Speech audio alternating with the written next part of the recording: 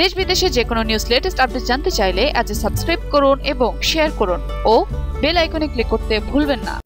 10 বছরে 1.5 লাখ ভূমিকম্প, নিহত 4 লাখ। ভূমিকম্পে কাঁপছে পৃথিবী। গত 10 বছরে বিশ্বজুড়ে প্রায় 1.5 লাখ ভূমিকম্পের আঘাতে প্রায় 4.5 লাখ মানুষের প্রাণহানি ঘটেছে।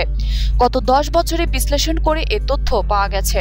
এতে 2006 থেকে 2017 সাল পর্যন্ত ভূমিকম্পের পরিসংখ্যান অনুযায়ী দেখা গেছে গত 10 বছরে 1,46,665টি ছোট বড় ভূমিকম্প অনুভূত হয়েছে। আর এসব ভূমিকম্পের ফলে নিহত হন 4,48,432 জন। এর মধ্যে সবচেয়ে বেশি প্রাণহানি ঘটে 2010 সালে 12 জানুয়ারি হাইতিতে অনুভূত রিক্টার স্কেলে 7 মাত্রার ভূমিকম্পে। এতে 3,16,000 মানুষ নিহত হন। এছাড়া 2008 সালে 12 মে চীনের সিনজুয়া প্রদেশে রিক্টার স্কেলে 7.9 মাত্রা ভূমিকম্পে 87,587 জন মানুষ প্রাণ হারান। উইকিপিডিয়ার তথ্য অনুযায়ী গত বছর 12,860টি ভূমিকম্পে প্রায় 1,232 জন, 2016 সালে 14,420টি ভূমিকম্পে 1,339 এবং 2015 সালে 14,795টি ভূমিকম্পে 9,635 জনের প্রাণহানি ঘটে।